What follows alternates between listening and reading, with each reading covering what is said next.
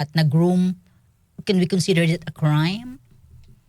Umpisahan po natin dun base sa New Comprehensive Gun Law, yung pag-iingat ng barel should be secured, confined sa isang gun vault or isang secluded place.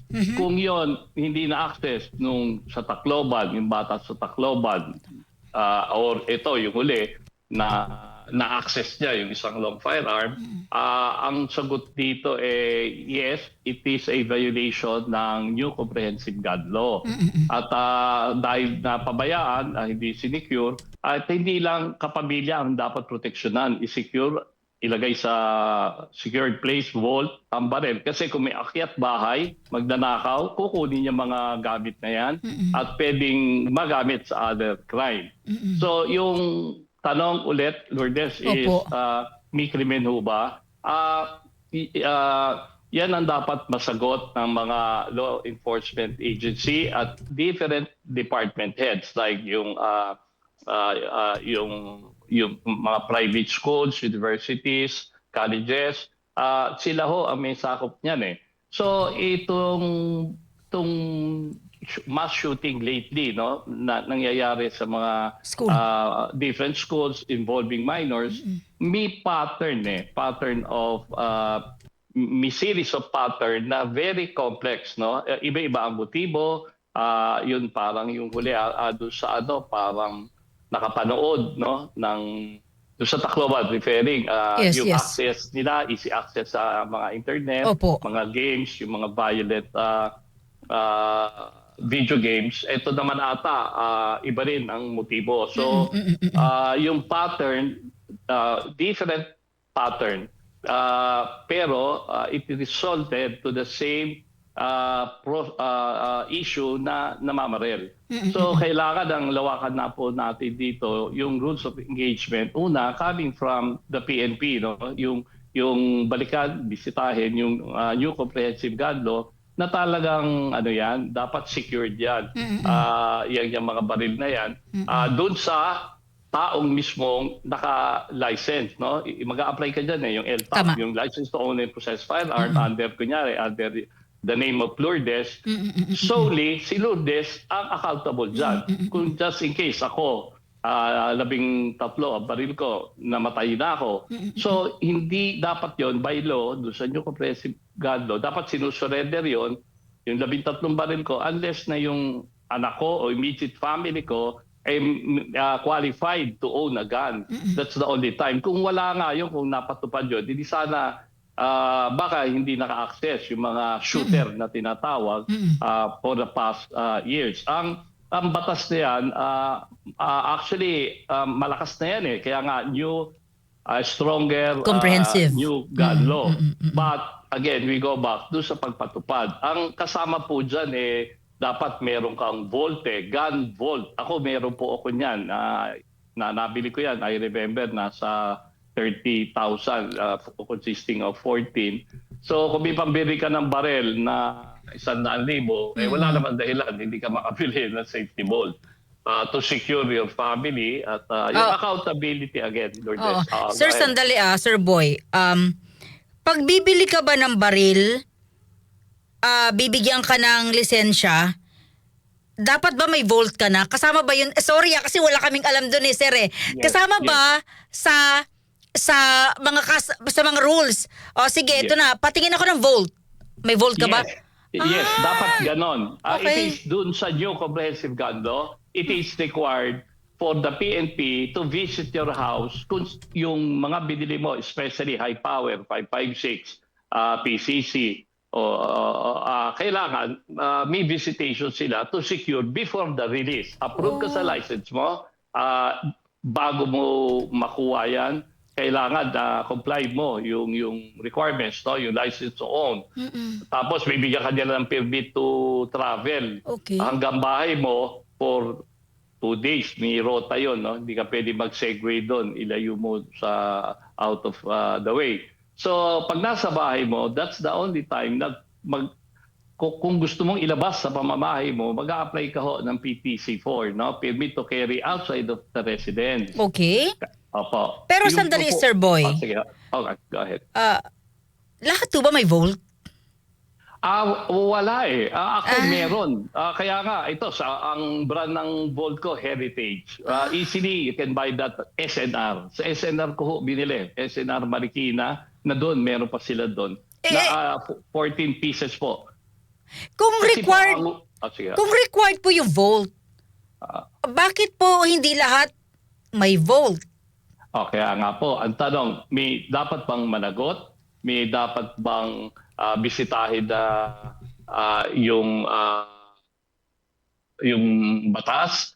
At in the first place, nag-umpisa yan sa baril eh.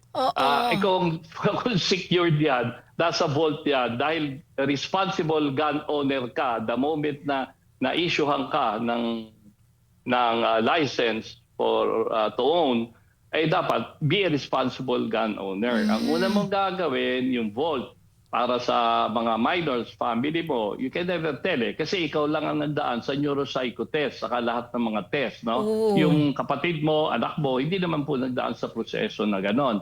So pangalawa, ang danger dyan, kunyari sa mga geographically isolated places, yung mga infested by rebels, pag nabalitaan nilang may mga high power ka, papasukin ang bahay mo, easily they can.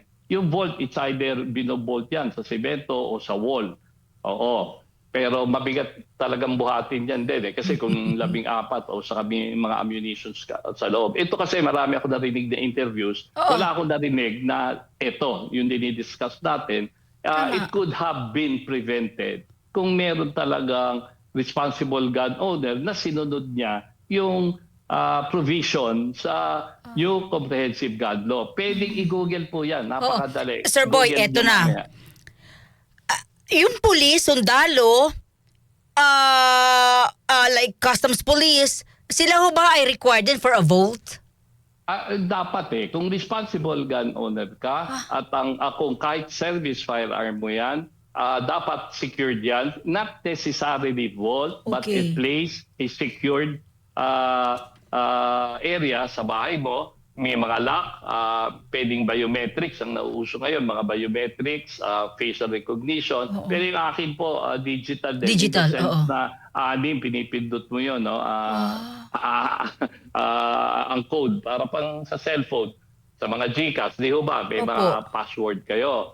So, it could have been prevented yung mga yan, yung mga minors yan, simply because they were able to access the guns, the weapons na nagamit nung ang tawag natin dyan, shooter. Kaya dyan mismo ako nagko-concentrate ngayon kasi masyadong complex pag inaral mo yung pattern, behavior. Iba-iba ho eh. Iba-iba ho yung behavior nung mga shooter sa Cavite, sa Tacloban. Oo, Zamboanga. Opo. Di ba, Ma'am Lourdes, parang complex, no? Iba-iba ang nag-motivate sa kanila. Parang nagalit sa teacher, binigyan ng low grade, na-insulto. Yung isa naman, sobrang panonood ng mga online games. Online games na deals with simulation warfare. At yung easy access eh. So complex po to. Dapat consultation sa maraming sektor ng society. Kaya nakikiramay po kami sa mga naulila. Yun. Pero siguro we start from there. Yung pagpatupad ng strict. Yung umpisa pa lang, yung how to secure yung mga baril na nakamamatay. Sir, eto na. May panawagan ho si Secretary Mulya kanina sa Kongreso na kung pwede gawing non-bailable etong mga kaso na mga may-ari po ng mga baril, loose or not, like ito, yung pulis na nakunan po, madaling nakuha ng kanyang anak yung baril. So, yun nga, parang petty lang naman daw po yung pagpa-file ng case, pero mas maganda raw po sanang non-bailable na lang? Yung provision o yung proposed bill na yan, magandang initiative yan for SILG's recommendation. Number one, pag merong, ang proposal niya again, Lourdes, is reclusion perpetua ba? Non-bailable na po. Okay. Sorry. Oo. Non-bailable. Kasi bailable pa ho eh. Halimbawa, ito. Opo. Opo. Payag po kami. We will support that. Non-bailable. The moment ilabas mo yung baril outside of your residence nagamit sa krimen. Nilabas mo, hindi nagamit sa krimen, Nakuha. pwede ring bailable na na-checkpoint ka simply because there is an intent already. May intention ka kaagad eh. Bakit mo pa ilalabas yun? Self-protection ba? Or baka you are about to commit a crime? So, kunyari, ganito naman.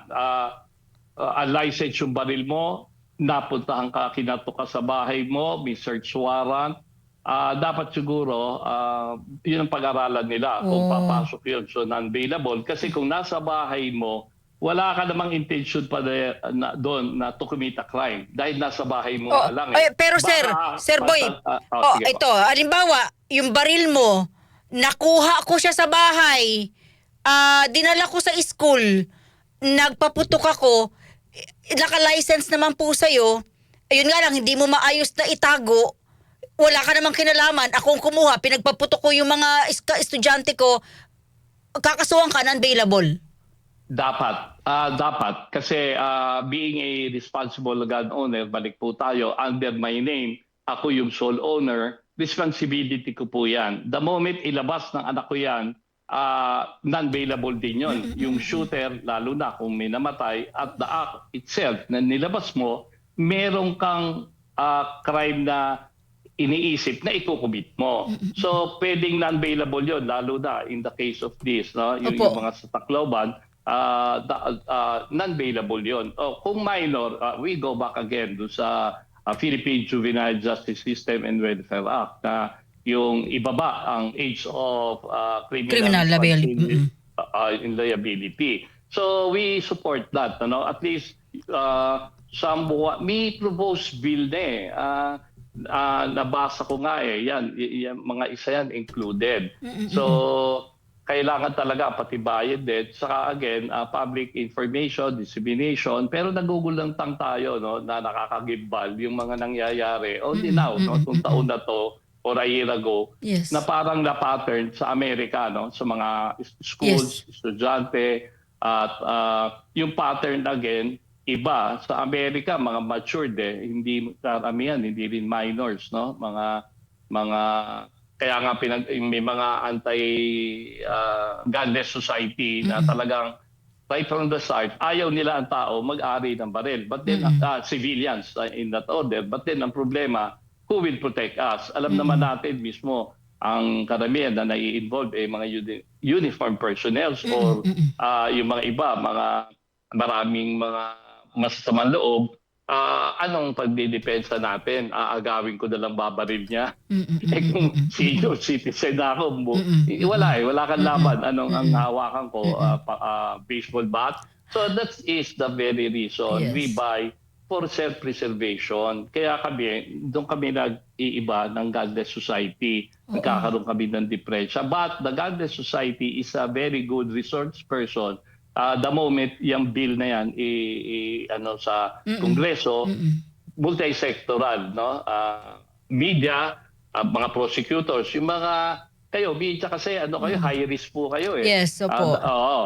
Madali ho kaming magkaroon ng license, no? Actually, dapat yun ang panawagan ko, and especially nung time ni Presidente Duterte right after in the past years, yung mga prosecutor, mga piskalya, ang dami yung pinapatay dyan sa Quezon City, yung reviewing fiscal. I remember, dito sa Rizal, 3, sa Manila, 1, nakita ko talagang grabe. So, ang dapat libre na sila, wala nang gastusin ang mga prosecutors, media, hindi na kayo pahirapan in acquiring. But then you have to undergo yung neuropsycho and proper gun handling and all be a responsible gun owner. Yun yung malaki doon yung being a responsible gun owner. Okay, sir, ito last question ko po.